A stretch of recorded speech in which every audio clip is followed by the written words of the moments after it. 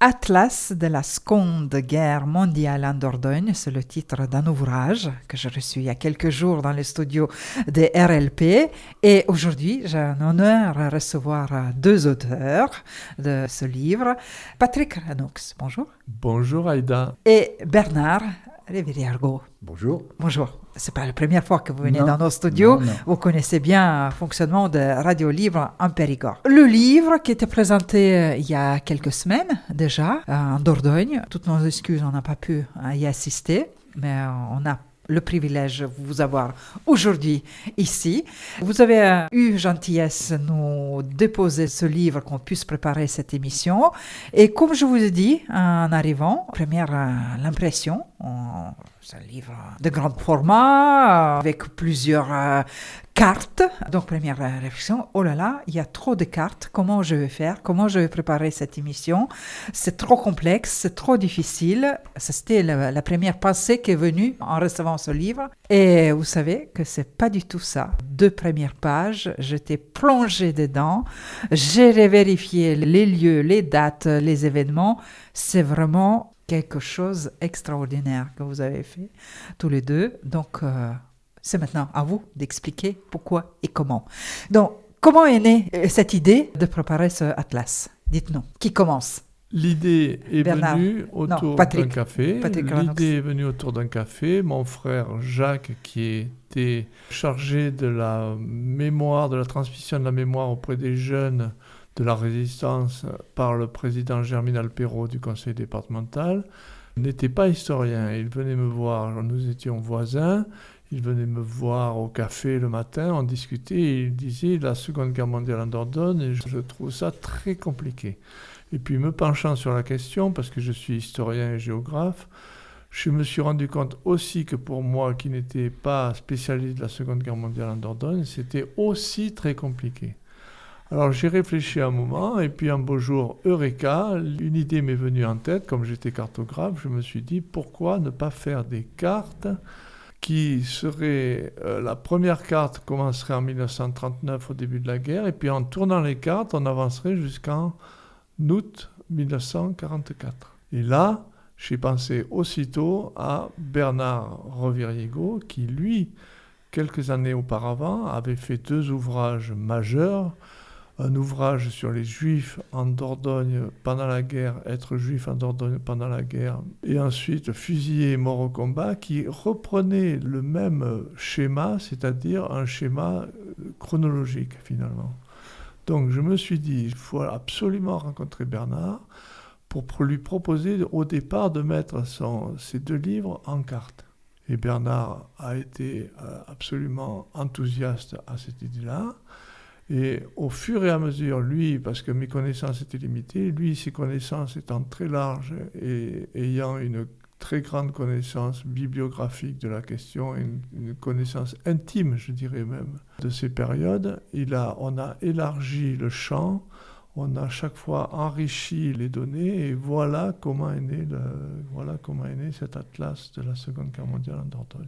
Travailler ensemble, c'était difficile parce que chacun, vous deviez avoir vos visions, les choses que vous aimez plus ou moins. Voilà, comment tout ça, 2 connaissances, mettre en commun et présenter de telle façon que ce soit vraiment compréhensible et tellement intéressant pour tout le monde.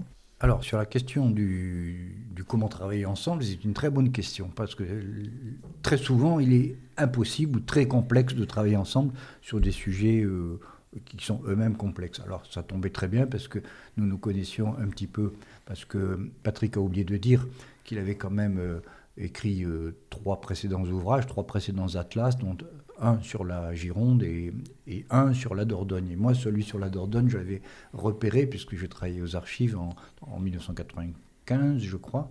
Et c'était un genre d'ovni quand même. C'est un objet qui sortait du lot et du commun et qui est toujours utile. Donc moi, j'avais repéré cet outil-là extraordinaire. Et ensuite, voilà, donc nous nous sommes retrouvés. Et c'est vrai que nous sommes, comme j'ai l'habitude de le dire maintenant, complémentaires et compatibles. Et les deux termes sont importants. Voilà. Donc, ce qui fait que nous avons pu très facilement travailler ensemble. C'est vrai qu'il est géographe, mais il est aussi historien. C'est-à-dire que Patrick n'hésite pas à plonger dans le vif du sujet, qui est les archives.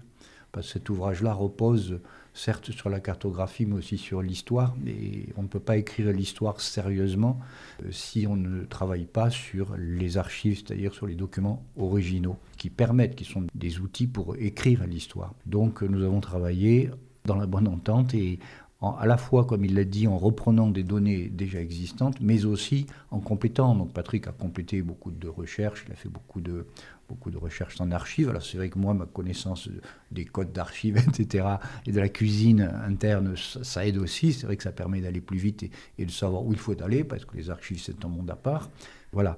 Donc maintenant, je vais finir juste en disant que notre intention première consistait sur un sujet très dense et très complexe, ramassé sur quelques années seulement, à donner un savoir, mais aussi une compréhension, des clés de compréhension, parce qu'on peut ingurgiter un savoir, mais sans forcément comprendre les ressorts intimes et les logiques internes de cette histoire-là. Donc nous avons cherché à faire un ouvrage qui s'adresse à un public peut-être différent, un public qui n'est pas forcément spécialiste, un public aussi bien scolaire que âgé, enfin je ne vais pas dire de 7 ans à 77 ans, mais quasiment, et de façon à ce que l'on donne des clés d'entrée, parce que le plus difficile pour entrer dans un sujet, c'est de savoir comment on entre dans le sujet. Et donc, notre souci était celui-ci. Je suis très heureux de savoir que cela a fonctionné, en tout cas avec toi, avec vous, puisque tu as très bien décrit le processus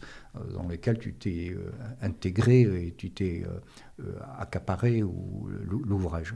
L'ouvrage qui est donc un outil. Cette présentation avec les cartes, les photos et les dates clés, comme vous avez dit, ça aide à rentrer dans le sujet et chercher les informations beaucoup plus précises où chacun peut se retrouver selon le lieu, les dates ou peut-être l'événement qui s'est passé pendant cette période. Il y a deux axes principaux qui nous ont guidés. Le premier axe, c'est de dire que s'est-il passé, où et quand. Ça, c'est le premier axe. Et le deuxième axe, c'était de sortir la Dordogne de son cadre purement périgordo-périgourdin et de l'élargir finalement au conflit par un système de carton, par un système de grille de lecture de l'histoire des événements de la Seconde Guerre mondiale qui se trouve page de gauche à gauche de la page de gauche. Donc ce qui fait que le lecteur, comme disait Bernard, celui qui est plus ou moins fâché, qui était fâché avec son prof d'histoire au collège ou au lycée, il peut parfaitement s'y retrouver. Et le langage de la carte est instantané, il est universel, on le comprend immédiatement lorsqu'on voit certains phénomènes sur la carte, on comprend tout de suite ce qui se passe. Donc ce sont vraiment ces deux aspects-là qui nous ont guidés. Tous les deux, vous avez dit que c'est un sujet complexe. Comment le présenter de façon ludique et comment simplifier? Comment vous avez essayé de travailler ensemble concernant cette complexité? Alors tu as utilisé un mot qui est judicieux, c'est ludique. Je crois que le mot ludique est exact. Alors moi, je n'étais pas cartographe du tout. Et c'est vrai que cette approche-là, purement, certes, on s'accroche toujours en histoire à la chronologie, forcément, je dirais. Mais quand on écrit un livre d'histoire, c'est plutôt un discours linéaire. C'est du narratif et on donne des informations. On donne des informations qui sont structurées plutôt thématiquement. On n'échappe pas non plus à la thématique. C'est plutôt la thématique qui domine avant. Bien sûr, il y a cette logique chronologique, mais c'est plutôt une thématique. Or là, c'était un objet nouveau. Et c'est vrai que j'étais décontenancé et je n'étais pas certain, moi-même au départ, Patrick l'était, du résultat, c'est-à-dire de la pertinence, de l'efficacité. Parce que la logique que nous avons suivie, c'est donc celle de la chronologie, c'est-à-dire que sur les 52 cartes, il y a 52 cartes. Nous sommes partis donc, comme Patrick l'a dit, de 1939, début 1939, c'est-à-dire l'arrivée des premiers Espagnols avec la retirada. Enfin, les Espagnols étaient arrivés un petit peu avant, mais disons le gros des troupes est arrivé en février 1939, pour partir. Et donc, nous avons créé 52 cartes qui sont autant d'arrêts sur image, autant d'espaces de théâtre. C'est-à-dire que, de façon non pas arbitraire, mais de façon systématique, on a figé une carte à un temps, comme sur une scène de théâtre, avec une unité de temps et de lieu, on a donné tous les événements qui se produisent. Alors les événements, ils se produisent, ils n'ont pas forcément au début de lien les uns avec les autres. Mais petit à petit, quand on avance dans la progression des cartes, on se rend compte qu'il y a des logiques, qu'il y a des liens, qu'il y a des processus cohérents. Et c'est cette lente évolution finalement d'écriture de l'histoire qui, petite scène après petite scène, avance jusqu'à août 1944. Et c'est là où on comprend que l'histoire n'est pas écrite d'avant. Nous, maintenant, effectivement, a posteriori, c'est très facile de dire « Ah, il y avait telle organisation, tel réseau ». Mais non, quand on prend cette méthode-là, on se comprend que c'est par tâtonnement ou parfois brutalement, mais le plus souvent par tâtonnement que l'histoire s'écrit. Donc là, c'est une façon aussi de constater l'écriture de l'histoire à travers la multiplicité des événements qui se déroulent. Et je trouve que alors l'intérêt, puis j'arrêterai là, c'est que finalement, à chaque page, et c'est là où ça devient ludique, le lecteur, qui n'est pas gavé par un discours qu'on lui fournit, son œil se pose sur la carte et que fait l'esprit humain, qui est un peu paresseux ou qui va à l'économie, il va chercher ce qu'il connaît déjà. Donc l'œil cherche un élément rafraîchissant pour lui, quelque chose qu'il connaît déjà. Et il y va, il le trouve, et puis à côté, il va trouver d'autres choses qu'il ne connaît pas. Et à ce moment-là, il va entrer dans une forme de dynamique par rapport à cette écriture. Et c'est un processus dit à la fois ludique et dynamique de lecture de l'histoire, d'une histoire inscrite dans un territoire donné. Je vous félicite pour la réussite de cet objectif que vous avez voulu atteindre, mais en même temps, vous se permettez sortir un petit peu de ce cadre en racontant, par exemple, l'histoire, d'itinéraires de certaines personnes. Ça aussi, c'est comme un roman. Ça nous envoie un petit peu voir différemment cette logique de présentation d'Atlas. Oui, c'est-à-dire qu'il y a plusieurs formes de lecture de l'Atlas. Un livre, on le lit d'une façon. Il n'y a pas 36 façons de lire un livre en général. Mais l'Atlas, il y a plusieurs niveaux de lecture. Il y a une chronologie générale, une chronologie du Périgord, il y a des photos, il y a des histoires particulières, il y a de l'événementiel, il y a des encarts. Donc il y a une multiplicité d'approches, ou synthétiques, ou très analytiques. Parce que l'intérêt aussi de l'Atlas, c'est qu'on peut passer du micro-détail dans un lieu très précis, à quelque chose de très synthétique, parce qu'il y a la page de droite avec les cartes, effectivement, mais la page de gauche est synthétique. Donc à droite, on a une multiplicité de détails sur le terrain, et à gauche, on a des repères, des éclairages sur ce que l'on voit à droite, et aussi des perspectives historiques plus larges, soit au niveau national, comme l'a dit Patrick, ou soit même international. Donc il y a plusieurs entrées, et pour en finir avec ça, c'est une histoire enracinée.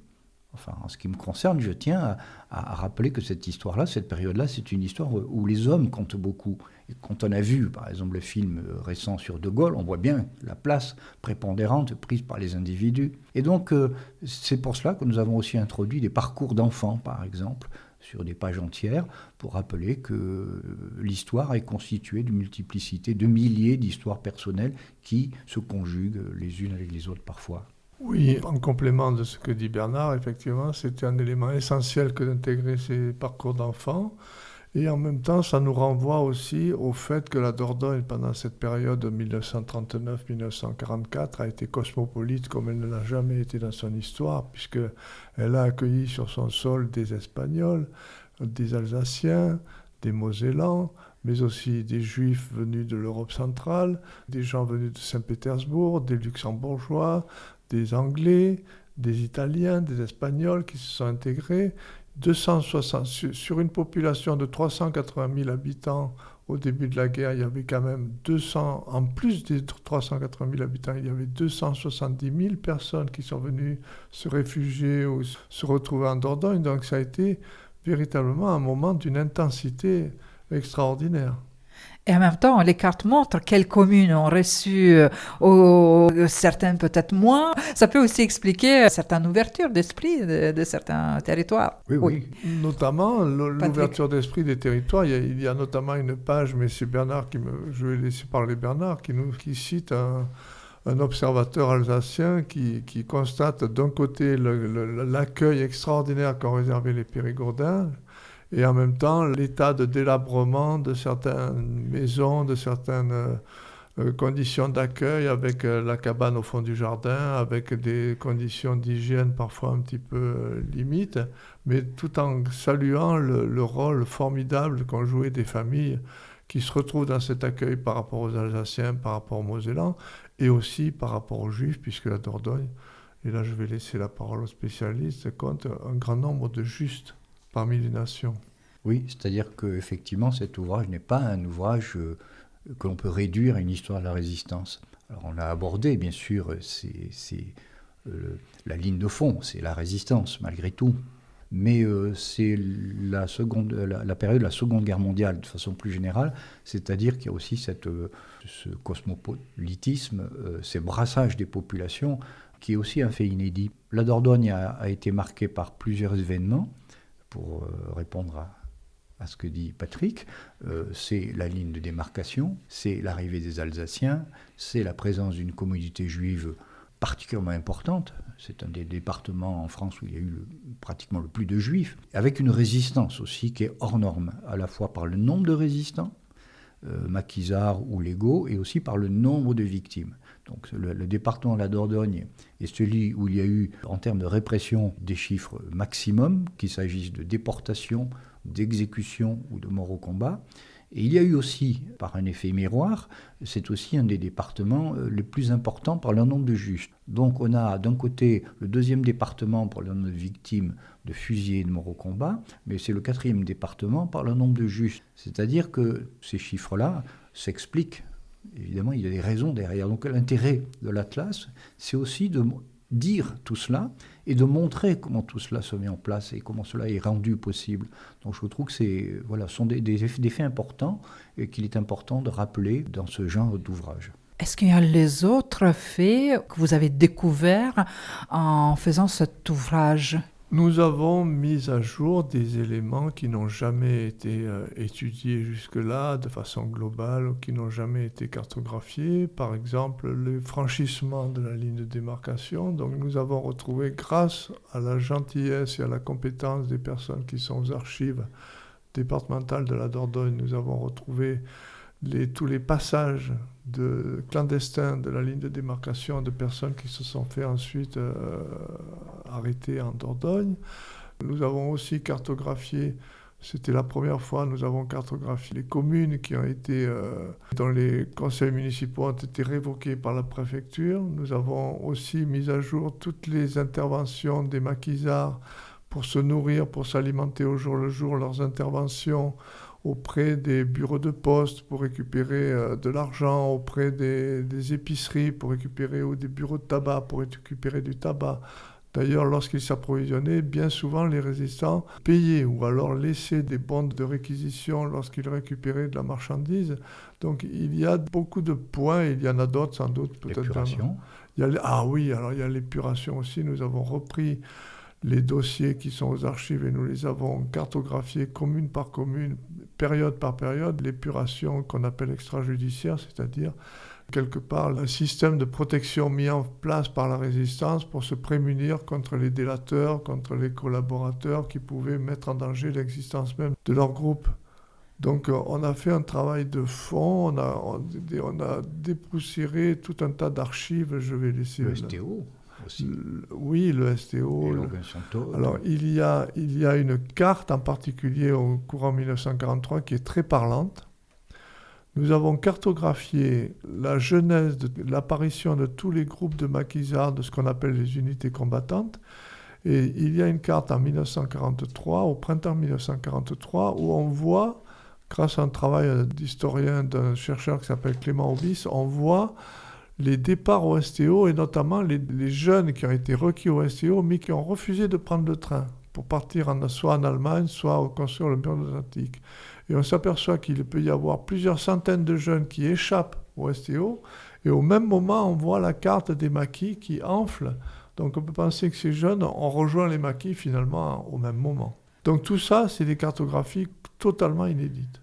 Donc ça va parler, ça va peut-être ramener les autres informations parce que vous touchez plusieurs familles, plusieurs événements, plusieurs faits sur le département qui peut-être vont refaire deuxième tome avec complément d'information. Quels sont les retours après la parution? Les retours, il est encore un peu tôt, si ce n'est des retours comme le tien ou le vôtre, des bons retours, c'est-à-dire des gens qui avaient des difficultés pour entrer dans cette histoire-là et qui finalement se sont dit mais non, je peux la comprendre, je peux la faire mienne, etc. Et c'est tout l'intérêt aussi, c'est que l'histoire n'est pas un objet inerte, n'est pas un objet de musée que l'on met sous cloche quelque part, qui ne nous concerne plus. L'intérêt, c'est de voir que l'histoire, c'est notre présent aujourd'hui. C'est un héritage, c'est une transmission culturelle, historique, sociologique, tout ce qu'on veut. On n'est pas découpé en tranches successives. On voit bien d'ailleurs le processus de l'écriture de cet atlas. Nous sommes en plein dedans. Il est évidemment difficile de dire où commence et où s'arrête l'histoire, entre le journalisme, l'histoire, etc.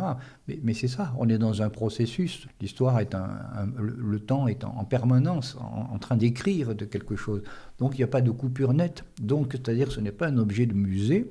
Et l'idée aussi, c'est cette question de transmission. Et cette question de transmission, elle était aussi au cœur à la fois de notre projet, mais qui a été soutenu donc, par le département ou par Jacques Ranoux, donc, qui était conseiller départemental, qu'a rappelé Patrick, c'est-à-dire que le conseil départemental, comme nous étions attachés aussi à cette dimension de transmission. Il y a savoir et il y a transmettre. Et on sait aujourd'hui quelles sont les difficultés de la connaissance, parce que nous sommes confrontés évidemment à une marée, à des tsunamis de désinformation volontaire, la plupart du temps, ordonnée, etc., de très haut, de très loin, etc., son mouvement de fond.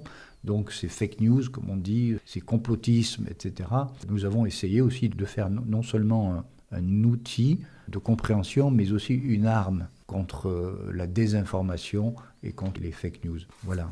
Mais Patrick, oui, vous voulez ajouter des choses? Je crois que le département a compris l'intérêt de cet ouvrage dans la mesure où il a la responsabilité des collèges. Et donc il y a la question de la transmission de cette période et donc le département a fait l'acquisition d'un certain nombre d'exemplaires, de 250 exemplaires pour les donner au CDI, au centre de documentation et d'information des collèges, de façon à ce que les jeunes puissent s'inspirer ou puissent avoir, comme disait Bernard tout à l'heure, de façon ludique, tous les tenants et les aboutissants. Parce que ce qu'il faut préciser aussi, c'est que l'Atlas, le découpage, il est communal. C'est-à-dire que vous aviez les 577 communes. Chaque personne curieuse de ce qui peut se passer dans sa commune peut accéder aux événements, au déroulé de la guerre dans sa propre commune. C'est-à-dire, si vous prenez la commune de Sainte-Marie-de-Chignac, ou si vous prenez la commune de Brantôme, ou si vous prenez la commune de Saint-Julien-de-Cramps, vous pouvez voir l'évolution, les passages, les événements qui se sont produits à travers la guerre. Alors, il y a aussi un autre point important, on disait que c'était la résistance, mais il y a aussi la répression, et il y a aussi l'impact des grandes opérations allemandes qui sont cartographiées aussi pour la première fois dans un livre. Donc Bernard avait fait des recherches très poussées en allant jusqu'à compulser les procès des principaux protagonistes allemands, mais on a pu reconstituer grâce à son travail le passage de la division Bremer qui fut totalement dévastateur au printemps 1944, et on a pu reconstituer aussi les différents passages des divisions blindées pendant l'été 1944, et c'est là qu'on s'est aperçu, et je vais redonner la parole à Bernard, que finalement cette répression obéissait à une certaine logique. Oui, et c'est là où on peut repartir sur ton questionnement. C'est vrai que les gens s'interrogent, et la répression, pour rebondir là-dessus, qui résistance et répression, mais la répression, c'est donc ces chiffres exceptionnels de la Dordogne, c'est-à-dire que beaucoup de familles continuent aujourd'hui de souffrir toujours de ce passé qui est toujours là. C'est vrai que quand on va à des stèles, à des cérémonies, la plupart du temps ce sont des choses très officielles, les représentants du conseil régional, de ceci, de cela, du rectorat, de tout ce qu'on veut. Mais c'est vrai que c'est un aspect, il y a un aspect officiel, mais il y a toujours une douleur humaine qui est très profonde. Il suffit d'aller par exemple à certains événements comme les cérémonies de Pont-Las Veras ou de Saint-Germain-du-Salambre, où l'on voit des quantités impressionnantes de descendants de famille. Et il y a toujours une oppression, une douleur qui est là. Elle est sensible. Donc, c'est vrai qu'on a pu, comme le disait Patrick, restituer, et ça je suis vraiment très heureux qu'on ait pu le faire, et seule la cartographie permettait de le restituer, parce que dans mon ouvrage sur les fusillés morts au combat, ça n'était pas possible, je l'ai dit et écrit, mais ça n'a pratiquement aucun impact, alors que là, on peut voir comment ces différentes opérations militaires qui sont menées depuis depuis celle de la division Bremer fin mars, début avril, puis ensuite, surtout au mois de juin, à partir même du 8 juin jusqu'à la fin juin, comment différentes divisions blindées opèrent en Dordogne. Et quand on regarde de haut comme ça, parce que la cartographie permet soit d'aller au plus près, un travail de fourmi, au niveau de la fourmi, soit un zoom très au millionième, si je puis dire, on peut comprendre à ce moment-là comment toutes ces interventions ratissent systématiquement la Dordogne, chaque portion de territoire, et ne peuvent être décidées finalement que l'état-major, mais au plus haut niveau. C'est-à-dire que ce ne sont pas des opérations qui sont là par hasard pour répondre à telle ou telle action du maquis. Non, on voit qu'il y a une réflexion au plus haut niveau de l'état-major en France. Et là, donc, on peut suivre, c'est-à-dire que les familles pourront voir quelles troupes interviennent, à quelle date elles passent dans leur commune et qui est responsable. Parce que finalement, il y a des bourreaux. On parle bien sûr des victimes et c'est légitime, mais c'est bien aussi d'aborder une histoire globale, c'est-à-dire il y a des bourreaux, il y a des Allemands, des occupants, plutôt que des Allemands, c'est pas bien de dire des Allemands, des occupants, des occupants nazis, etc. Il y a aussi des miliciens, il y a du PPF, il y a des gens de la collaboration, etc. Il y a des gendarmes, etc. Tout ceci intervient. Donc ça constitue un corpus répressif qui est absolument phénoménal par rapport à la résistance. Et on peut comprendre, grâce à l'Atlas, quand cela se produit. Et donc ces éléments de connaissance sont aussi quelque part thérapeutiques pour les familles. J'ai été souvent confronté à l'histoire des familles juives qui ne savaient pas du tout ce qui était arrivé à leur famille, pourquoi elles étaient là, puis ensuite pourquoi elles étaient là. En fait, il y a des logiques administratives, des logiques répressives, etc. Donc chaque parcours s'inscrit dans une logique plus vaste. Et le comprendre, c'est très important. Je voulais juste revenir sur la fabrication des atlas, des cartes. Comment vous travaillez? Parce qu'il y a tant d'informations. D'où vient la source d'informations pour la production de ces cartes publiées dans l'atlas? Parce qu'il y a 52 cartes. Je suis cartographe de profession, je suis géographe de profession, je suis cartographe de profession. Lorsque j'ai terminé mes études de géographie, je me suis orienté vers la cartographie parce que je pensais qu'il y avait un champ devant moi qui s'ouvrait et puis j'ai toujours aimé dessiner. Et là, les cartes ont été réalisées totalement, c'est nous-mêmes qui avons réalisé les cartes. Et on partait finalement d'un système de tableurs. Quand on rentrait des données qui étaient récoltées aux archives, quand on transformait les données en chiffres et en lieux possibles, et après le tableur projette par informatique sur chaque commune un phénomène. Donc lorsqu'on avait un phénomène quantifié pour la totalité du département, là on pouvait utiliser ces données et les projeter sur des cartes. Après, c'est le métier du cartographe, c'est la capacité à utiliser les couleurs, à utiliser les symboles, à utiliser l'organisation de la carte, la typographie, etc. Mais enfin, la base, c'est ça. Et les logiciels qui m'ont permis de réaliser cet ouvrage sont des logiciels qui sont accessibles, qui sont gratuits, et c'est assez fabuleux par rapport à ça. Donc, il y a eu un échange permanent entre Bernard et moi sur qu'est-ce qui était cartographiable, qu'est-ce qui ne l'était pas.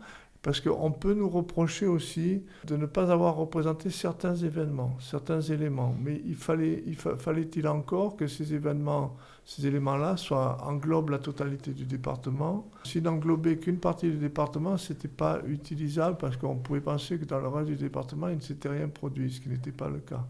Donc voilà, ça a été un très gros travail de cartographie qui a duré une grosse année.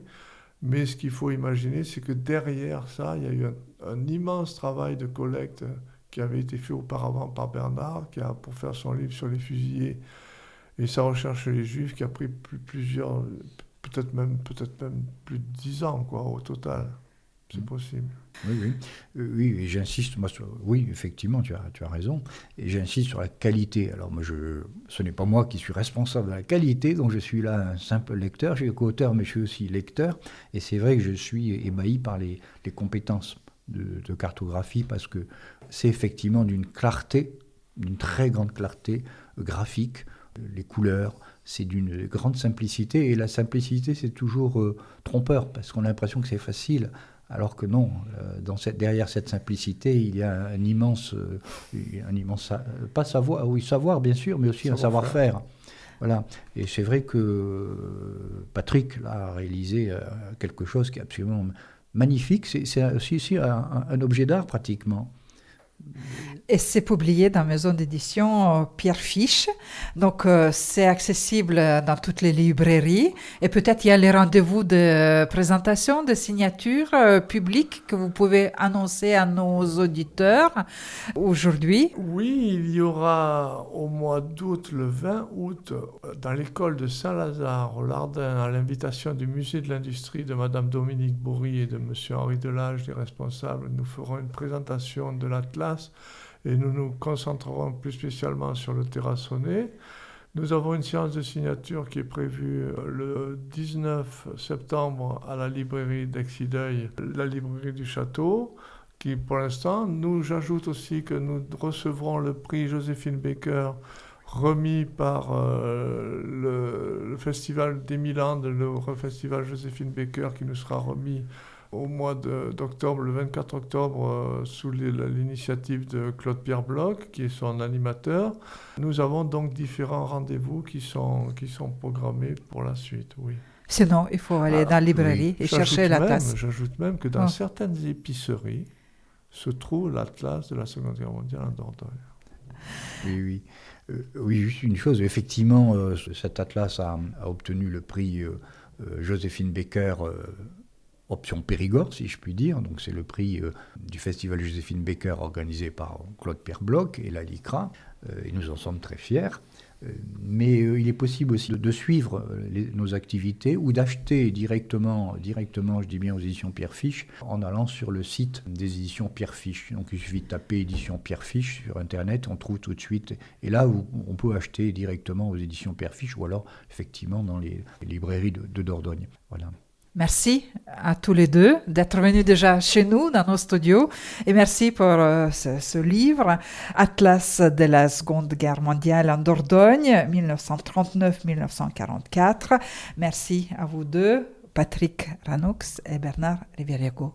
Merci à vous. Merci infiniment.